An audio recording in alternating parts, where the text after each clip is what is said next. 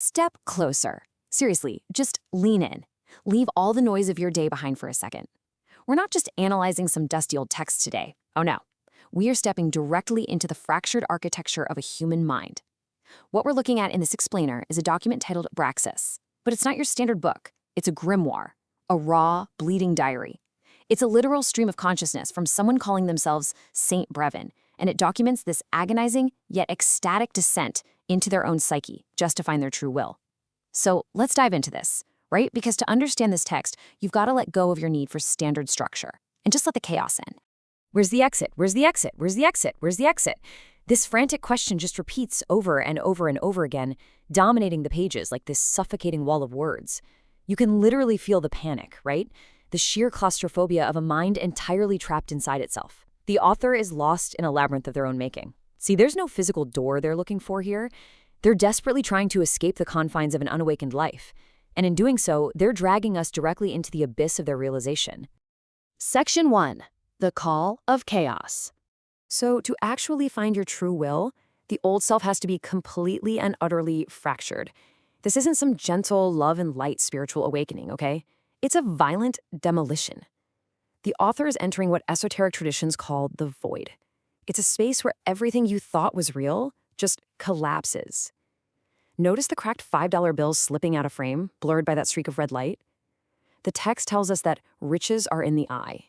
It states pretty bluntly that material accumulation is just rudderless without rich meaning, and that public applause is, well, pointless and a false star.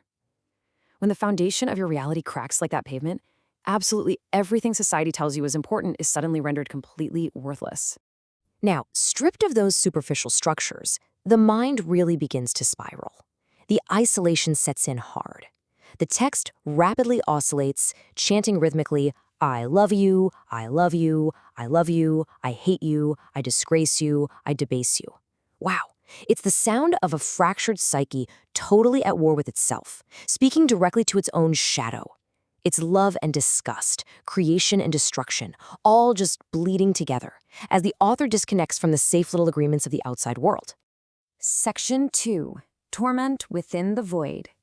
Listen, this descent, it's not a metaphor. It is an excruciating lived experience. We're entering the absolute deepest psychological torment of the text, a place of profound suffering where the author has to confront their own inner demons without an ounce of armor. And look, we see the physical evidence of that struggle right here. This isn't just ink, folks. These are raw, visceral stains on the pages.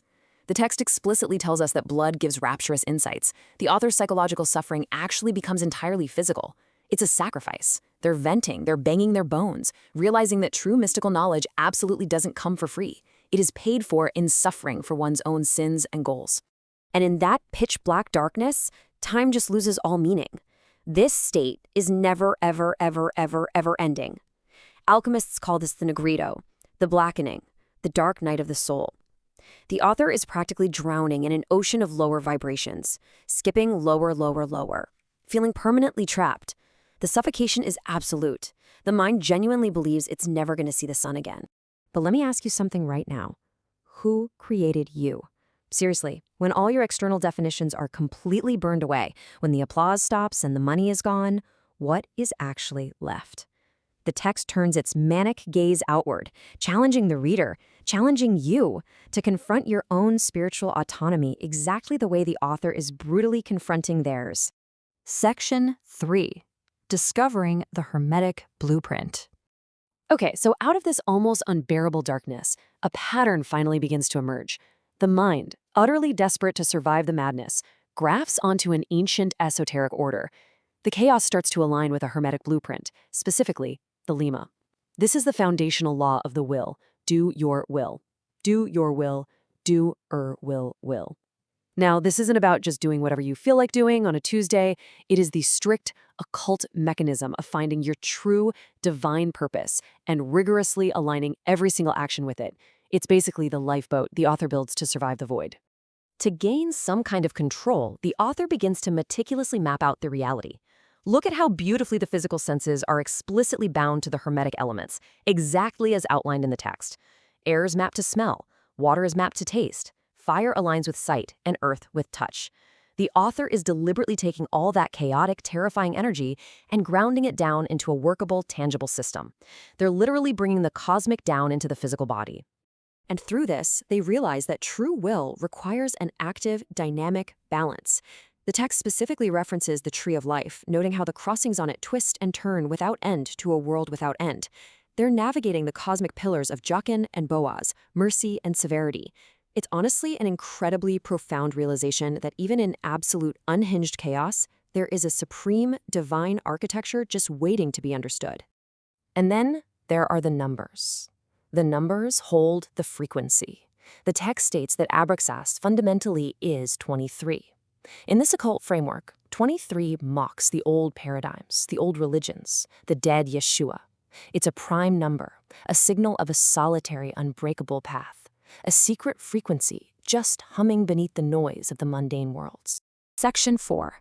Magic through Great Destruction. With that frequency unlocked, the text makes this huge shift from passive suffering into active, deliberate power. Just pause for a second and let these words really resonate. Great magic lies in good destructions and ensuing great art. This is where the victim becomes the mystic. This is literally the core thesis of our explainer today. The destruction of the self, the cracking of the pavement, the raw suffering, none of it was ever the end. No, it was the violent forge absolutely required for creation. You have to burn the old world completely to the ground to paint your masterpiece on its ashes. Just look at how this manic energy is practically stitched right into reality. We see these yellow threads tangled with such intense purpose and crude, Sharpie-drawn sigils just scratched onto the surfaces. The author tells us that within my bloods, each writing service is a magic act. Every scribble, every single mark, every word on the page is turned into an actual spellcraft. The art doesn't just represent the magic, the art is the magic. And let me tell you, the instructions for this path are severe. To walk this left-hand path of self-mastery, the text commands you to burn the heart dark hues, tremble at fake freedom, align with your highest calling, crush thy lungs. It demands an intense ascetic level of dedication. There is absolutely no room for vanity here, no room for flattery. You have to die in quiet in order to be reborn in absolute ecstasy. Section 5. The Triumph of Will. The chaotic lead has finally been transmuted into gold. The weeping victim of the void has become the master architect of their own universe. I create my own meanings, my own rules. I am my own God. Just feel the raw, unapologetic power of that statement. The author has shed every single drop of external validation. They've crossed the abyss and claimed absolute, undeniable sovereignty over their reality. They are, exactly as the text says, a man full of God right now. And yet, this profound, reality-shattering, esoteric journey happens right here, down in the physical world. Notice the quintessential lone cat on screen, a solitary figure in a red hoodie just walking down a completely mundane gray street. I mean, to any outside observer, it's just a person, right? But inside, they're holding the vast, terrifying secrets of Abraxas. They're literally carrying the weight of the cosmos right through the suburbs. This right here is the ultimate victory of the will. Everything's a lie until I make it true. Reality is no longer just something that happens to the author. It is a raw material that they bend and they shape to their own undeniable rhythm.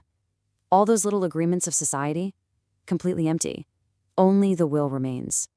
So, once you actually get to the very bottom, once you burn away all the lies, the applause, that fake freedom, once you finally meet the God waiting in the absolute darkest part of your own mind, what is anything?